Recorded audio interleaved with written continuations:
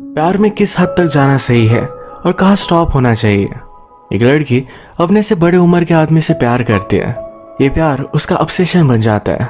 आज की हमारी story self love, self destruction, इन सब बारे में बातें करती है। इसने एक सीरियस टॉपिक को बहुत ही अच्छे से हैंडल किया है। आई एम श्योर आपको ये पसंद आएगा, तो इस वीडियो को लास्ट तक देखिएगा। वीडियो स्टार्ट करने से पहले मैं आप सबसे रिक्वेस्ट करना चाहता हूँ, अगर आपको वीडियो अच्छा लगता है तो प्लीज़ इसे लाइक और कमेंट जरूर कर दीजिएगा। इससे चैनल को बहुत सपोर्ट मिलता है। अब बिना किसी देरी के इस एक्सप्लेनेशन को स्टार्ट करते हैं। मूवी स्टार्ट होती है और हमारे मेन कैरेक्टर, इसका नाम है सियोलो, ये बहुत ही डिस्टर्ब थे। आज ही उसका उसके बॉयफ्रेंड के साथ ब्रेकअप हुआ था। उसकी सब चीज़ें फेंक कर वो अपना गुस्सा निकाल रही थी। ये सब चल रहा था, तभी उसे ऑनलाइन किसी का मैसेज आया। एक स्ट्रेंजर था। वहां से कहता है, मैंने सुना कि तुम बहुत ही ब्यूटीफुल हो। सियोलो कहती कि ऐसा कुछ भी नहीं है, मैं हार्ट ब्रोकन हूँ। वहां से वो स्ट्रेंजर कहता है, हार्ट ब्रोकन और ब्यूटीफुल। सियोलो कहती कि हाँ। स्ट्रेंजर ने कहा, तो कंफर्म हो गया कि तुम ब्यूटीफुल हो। इस पर सियोलो स्माइल करती है और इसी तरीके से हमारा स्ट्रेंजर और सियोलो इन दोनों के बीच में बात। सियोलो उसके बारे में हमें बताती है। कहती है कि मैं नॉर्मल नहीं हूँ। उसके स्कूल में ज़्यादा फ्रेंड्स नहीं है। वो हमेशा से बहुत सेल्फ सफिशिएंट थी। जब वो 18 साल की हुई तो अकेली सिटी में मूव हो गई थी। वही उसने अपने आप को बर्बाद किया था। पर सियोलो ने हमसे कहा, इसके बारे में हम आगे बात करेंगे। सियोलो उसके पेरेंट्स की फर्स्ट बेटी थी। इसके बाद बहुत सालों बाद उन्हें ट्विंस हुए थे।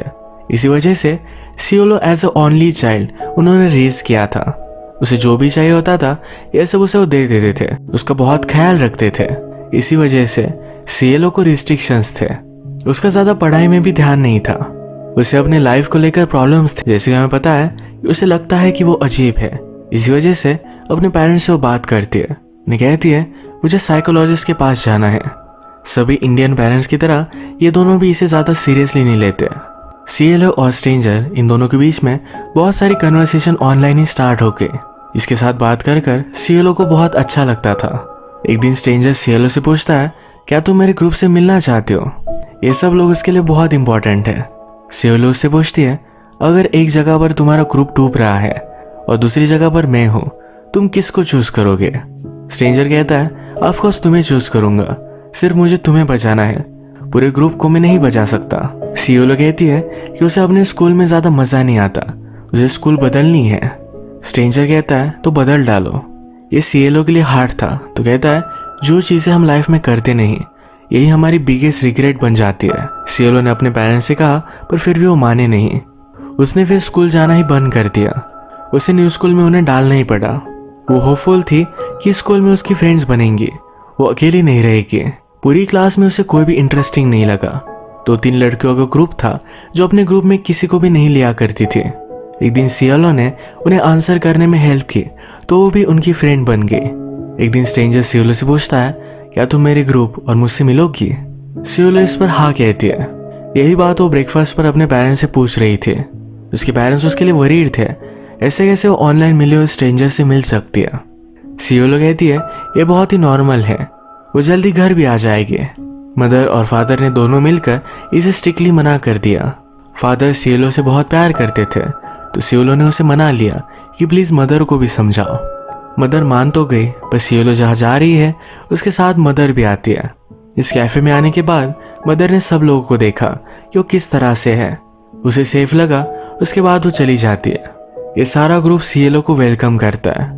थोड़ी देर में हमारा स्ट्रेंजर, जिसका नाम है अलेहो, ये भी वहां पहुंचा। इन दोनों ने एक दूसरे को देखा तो इनमें बहुत ही स्ट्रांग केमिस्ट्री थी। पूरे वक्त ये सिर्फ एक दूसरे को ही देख रहे थे। थोड़े टाइम में सियोलो के जाने का टाइम हो गया। अलेहो उसके पास आया, उसके नेक पर किस करता है। इस किस का नाम उसने स्वीट किस रखा हुआ है। उनके कन्वर्सेशन में भी बहुत बार उसने यूज किया था। यहाँ पर सियोलो की मदर उसे पिकअप करने के लिए फिर से वापस आ गई, तो उसे उसके साथ जाना पड़ता है। सियोलो हमसे कहती है, वो मुझसे 10 साल बड़ा था, पर बिना किसी रीजन के मैं उसके प्यार में बहुत ही हार्ड पड़ी। सियोलो बिलीव नहीं कर पाती। अलेहो इतना हैंडसम है, पर फिर भी उसकी कोई भी गर्लफ्रेंड नहीं। उसे लिखती है कि दिन रात वो उसके बारे में सोचती रहती है। उससे फिर से मिलना चाहती थी। इन्होंने मिलने के लिए एक जगह डिसाइड की। उसने पेरेंट्स से कहा कि मैं मेरी फ्रेंड्स के साथ जा रही हूँ, रात भर वो वहीं रुकेगी। फिर वो अलेहो से मिली। वो उससे पूछता है कि कहाँ जाना है। वो कहती है तुम्हें जहाँ ठीक लगे वही लेकर चलो। ये गाड़ी में बात करते हैं। अलेहो पूछता है क्या कुछ अर्जेंट था, क्या तुम मुझे कुछ बताना चाहती थी? सीएलओ कहती है मैं सिर्फ तुमसे मिलना चाहती थी। इसके बाद अलेहो सीएलओ को उसके फ्रेंड के घर पर लेकर आया। उससे पूछता है क्या तुम मेरी गर्लफ्रेंड बनोगी?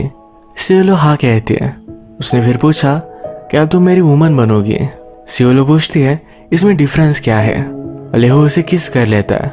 उसके साथ इंटीमेट होने के लिए उसे बेडरूम में लेकर गया। अब वो इंटीमेट होने वाले थे तभी सीएलओ उसे रोक लेती है।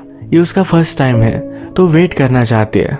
अलेहो भी इस बात को समझ लेता है। इसके बाद ये दोनों कंटिन्यूसली मिलने लग गए। सीएलओ को अलेहो की कंपनी अच्छी लगती थी। वो हमेशा उसे स्कूल के बाद लेने के लिए आया करता था। अलेहो ने उससे कहा था किसी को भी पता ना चले कि वो उसके साथ रिलेशनशिप में है। एक बड़ा ट्रबल हो सकता था। ये एक साथ टाइम स्पेंड करते थे, मेकआउट करते थे, पर कभी भी इंटीमेट नहीं हुए। एक दिन सीएलओ की मदर ने उसका रूम चेक किया। अलेहो के बारे में सीएलओ हमेशा लिख कर रखती थी। उनके बीच में क्या क्या हुआ है ये सब कुछ उसके डायरी में था। ये मदर ने पढ़ लिया और उसके साथ बात करती है। कहती है ये अलेहो कौन है? सीएलओ कहती है कि मैं मेरी बुक पर काम कर रही हूँ, उसी का कैरेक्टर है। मदर को इस बात पर बिलीव नहीं हुआ। कहती है अगर वो तुम्हारा बॉयफ्रेंड है तो उसके साथ तुम घूम फिर सकते हो, तुम टाइम स्पेंड कर सकते हो, पर कभी भी उसके साथ इंटीमेट मत होना। इसके बाद नेक्स्ट सीन में ये दोनों मेकआउट कर रहे थे। सीएलओ कहती है कि अब मैं रेडी हूँ। अलेहो ने उससे कहा था कि उसे हर्ट नहीं होगा। ये झूठ था, बस सीएलओ इस पर बिलीव करती है। वो उससे कुछ भी कहता फिर भी वो मान जाती है क्योंकि उसके बहुत ही ज़्यादा प्यार में थी। एक दिन इंटीमेट होने के बाद वो उसे कह भी देती है कि मैं तुमसे बहुत प्यार करती हूँ, मैं तुम्हारा टैटू भी बनवा सकती हूँ। उसने पूछा क्या तुम मुझसे प्यार करते हो? अलेहो मजाक मजाक में ना कह देता है। एक दिन सीएलओ अपने फ्रेंड्स के साथ थे। सारी फ्रेंड्स अपने रिलेशनशिप के बारे में बात कर रही थी। सीएलओ ने भी अपनी रिलेशनशिप के बारे में सब कुछ बता दिया। इसके बाद उसकी फ्रेंड उसे हेट करने लग गए। उन्हें लगा कि सीएलओ एक अच्छी लड़की नहीं है। वो बहुत ही अकेली पड़ चुकी थी तो अलेहो से बात करना चाहती थी, पर अलेहो कहता है मुझे हर रोज बात करने के लिए टाइम नहीं होता, मेरी जॉब है तो मुझे कॉन्सेंट्रेट करना पड़ता है। हम अलग अलग सिटी में रहते हैं तो रोज मिल भी नहीं सकते। अलेहो ने 2 दिन तक उससे बात नहीं की तो सीएलओ ने उसे बहुत सारे वॉइस मैसेजेस भेजे हुए थे। उसे उस पर गुस्सा हो गया। कहता है ये सब नहीं चलेगा, तुम्हें अकेला रहना सीखना पड़ेगा। अगर किसी काम से मुझे कहीं जाना पड़ा तो तुम क्या करोगी? सीएलओ कहती है मैं तुम्हारे साथ चलूंगी। ये सब अलेहो को सही नहीं लगता। इन बातों से सीएलओ बहुत ही हार्ट ब्रोकन थी। इनमें प्रॉब्लम्स तो थी पर फिर भी इनकी रिलेशनशिप कंटिन्यू हुई। एक दिन सीएलओ अलेहो से पूछती है अगर मैं प्रेग्नेंट हो गई तो तुम क्या करोगे? अलेहो कहता है तुम प्रेग्नेंट नहीं होगी और हुई भी तो फिर भी वो कुछ भी नहीं करेगा। सीएलओ की एक्सपेक्टेशन थी कि अलेहो उसे एक्सेप्ट करेगा, उसे शादी करेगा। वो गुस्सा होकर उसे कहती है कि मैं तुमसे जिस तरीके से प्यार करती हूँ तुम्हें भी उसी तरीके से मुझसे प्यार करना चाहिए। इन सब चीज़ों को अलेहो पूरी तरीके से इग्नोर कर देता है। एक दिन गुस्से में सीएलओ ने उसे मैसेज किया जिसमें लिखा था कि मैं तुमसे नहीं मिल सकती, तुम तुम्हारी तरफ से कोई भी कमिटमेंट नहीं दिखाते जो सही नहीं है। इसके बाद अलेहो ने उससे कोई भी मैसेज नहीं किया, कोई कॉल नहीं किया। सीओ को लगा कि उसने बहुत बड़ी गलती कर दी। वो अलेहो को कॉल करती है, उसे सॉरी कहती है, पर अलेहो मानता नहीं। कहता है तुमने ही मुझसे ब्रेकअप किया है। एक रात बहुत बारिश हो रही थी, वैसे ही सीएलओ उसके पास आई। अलेहो उसके लिए डोर भी नहीं खोलता। सीएलओ कहती है कि मैं बहुत सॉरी हूँ, मुझसे गलती हो गई, प्लीज मुझे माफ कर दो, मुझे तुम्हें खोना नहीं है। वो उसका बहुत टाइम तक वेट कर रही थी पर लास्ट तक अलेहो ने डोर ही नहीं खोला। सीएलओ 18 साल की हुई। उसके पेरेंट्स कहीं बाहर गए थे तो बहुत बड़ी पार्टी उसने की। इसमें अलेहो को भी उसने बुलाया था पर वो नहीं आया। उसे आजकल कुछ भी सही नहीं लगता। वो लिटरली मरना चाहती थी। सब चीज़ों को लेकर वो इनसिक्योर हो गई थी, स्पेशली अपनी बॉडी। वो फिर खाना खाकर उसकी उल्टी कर देती थी जिससे उसका वेट ना बढ़ पाए। उसे अपने लिए एक परफेक्ट बॉडी चाहिए थी। अब अलेहो से ब्रेकअप किए हुए उसे 1 साल हो चुका है। वो अब रह नहीं पाई। एक दिन अलेहो के घर पर पहुंच गई। वो उससे पूछता है तुम यहाँ क्या कर रही हो? सीएलओ कहती है 1 साल हो चुका है, मैं अब तुमसे दूर नहीं रह सकती। ये दोनों फिर किस कर लेते हैं। तभी अलेहो की गर्लफ्रेंड आ गई। सीएलओ अलेहो को कहती है कि मैं बिलीव नहीं कर सकती कि उसके लिए तुमने मुझे छोड़ा। उसे कुछ भी चीज में इंटरेस्ट नहीं था। वो दिन भर एक ही जगह पर पड़ी रहती थी। उसे स्कूल में ऐसे लिखने के लिए कहा गया जिसमें उसने लिखा उसे किसी भी चीज में इंटरेस्ट नहीं है। ये उसका ऐसे बहुत ही डिप्रेसिंग था जिसमें अलेहो के बारे में उसने सब कुछ लिखा था। उसकी टीचर उससे कहती है तुम्हें थेरेपिस्ट के पास जाना चाहिए। समझाती है तुम्हें कोई ना कोई तो चीज अच्छी लगती होगी, जैसे जर्नलिज्म है, राइटिंग है। इस पर सीएलओ ने भी सोचा। सीएलओ ने इसके बाद पूरी तरीके से फूड छोड़ दिया। वो कुछ भी नहीं खाती थी, वो सिर्फ जिंदा रहे इसके लिए सप्लीमेंट लिया करती थी। जिस तरीके से सीएलओ करती है उसी तरीके से और भी लोग होते हैं। इन्हें बुलिमिक कहा जाता है। सीएलओ ने फिर इन्हीं लोगों के लिए एक वेबसाइट बनाई जिनसे वो बातें कर सके। उसे लगता था इससे वो अपना गोल अचीव कर पाएगी, जो है परफेक्ट बॉडी। अभी भी हम देख सकते हैं सीएलओ और अलेहो ये दोनों मिलते रहते हैं। एक दिन सीएलओ जब अलेहो के पास आए तो उसका सारा सामान घर से निकल चुका था। उसने उससे पूछा तुम जा कहाँ रहे हो? अलेहो कहता है मेरी एक फ्रेंड को मेरी ज़रूरत थी तो उसी के साथ मैं अब रहने वाला हूँ। सीएलओ इस पर बहुत चिढ़ गए। सीएलओ उससे पूछती है तुम्हारी गर्लफ्रेंड का क्या? वो कहता है उससे मैंने ब्रेकअप कर लिया है। सीएलओ इस पर बहुत चिढ़ गए। उसे एक्सपेक्टेड था कि वो अलेहो के साथ रहेगी, पर अलेहो खुद किसी और के साथ जाकर रहने वाला है, और वो भी उसकी गर्लफ्रेंड के अलावा कोई और है। उसे बोलती है कि मैं बुलिमिक हूँ, यानी कि वो खाकर उल्टी कर देती है। अलेहो कहता है ये सब घटिया चीजें बंद कर दो। सीएलओ डिस्टर्ब थी तो अलेहो के नाम का टैटू करवा लेती है। एक दिन सीएलओ ने अलेहो को कॉल किया, पर यह कॉल अलेहो की फ्रेंड ने उठाया। सीएलओ सुनती है कि अलेहो उसे बता रहा था कि उसे इग्नोर कर दो। जिस तरीके से हमेशा अलेहो उसे इग्नोर करता है उसी तरीके से इस बार सीएलओ उसे इग्नोर करती है। उसका कोई भी मैसेज, कोई भी कॉल का जवाब नहीं देती है। एक दिन फिर अलेहो ही उससे मिलने के लिए आया। रात में दोनों इंटीमेट हो रहे थे, तभी अलेहो स्टॉप हो गया। कहता है मैं अब तुमसे अट्रैक्टेड नहीं हूँ, तुम बहुत ही ज्यादा स्किनी हो चुकी हो। इसी मोमेंट पर अलेहो की फ्रेंड भी घर आ गई। सुबह होने पर हम देखते हैं सीएलओ, अलेहो और उसकी फ्रेंड ये सब मिलकर ब्रेकफास्ट कर रहे थे। सीएलओ को रियलाइज हुआ कि इन दोनों के बीच में कुछ ना कुछ तो है। ये उसके लिए अनकंफर्टेबल था। वो फिर एक बच्चे की आवाज सुनती है।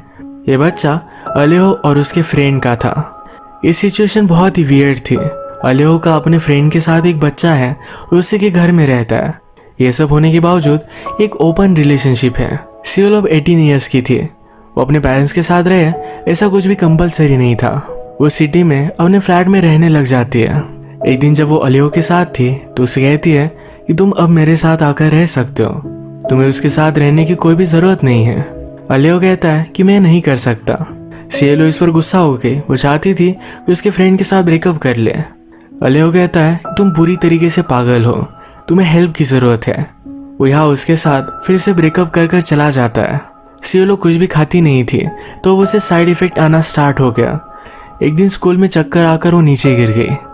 उसके पेरेंट्स को इन सब चीज़ों के बारे में पता चल गया। उसे समझाते हैं तुम्हें हमारे साथ हॉस्पिटल आना चाहिए। सीएलओ इस पर मना कर रही थी।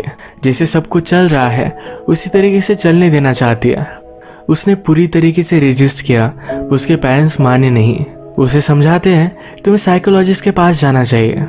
सीएलओ ने कहा कि जब से मैं 15 साल की थी तब से बता रही हूँ मुझे साइकोलॉजिस्ट के पास जाना है, पर आपने मुझे कोई भी हेल्प नहीं की।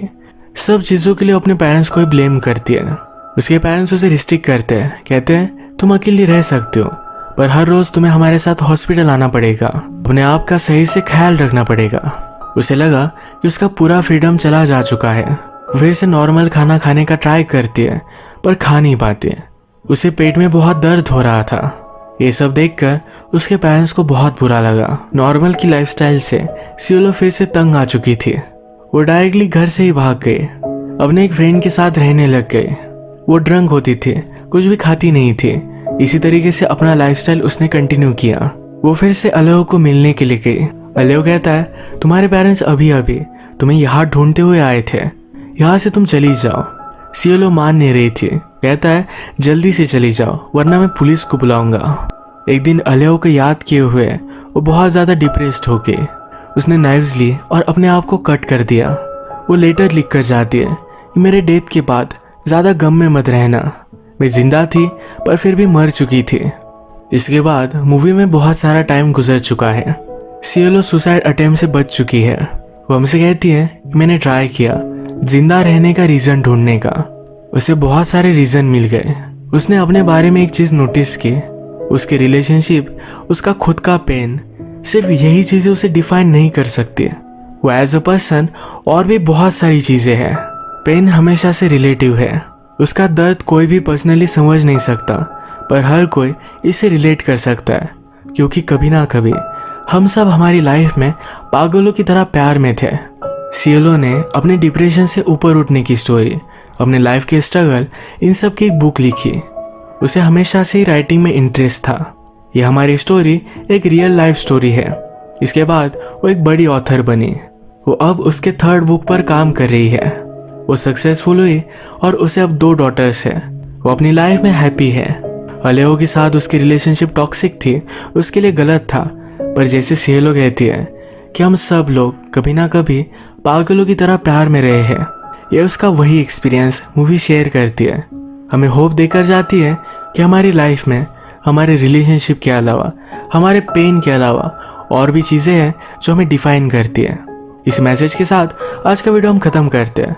अगर आपको वीडियो अच्छा लगा तो प्लीज़ इस वीडियो को लाइक कर दीजिएगा। मैं बहुत सारी मूवीज़ लेकर आते रहता हूँ, तो प्लीज़ इस चैनल को सब्सक्राइब कर दीजिए और बेल नोटिफिकेशन आइकन दबाना मत भूलिएगा। हम फिर से मिलेंगे और एक नई मूवी के साथ। तब तक के लिए थैंक यू। आप अपने आप का ख्याल रखिए। Don't be like सियोलो।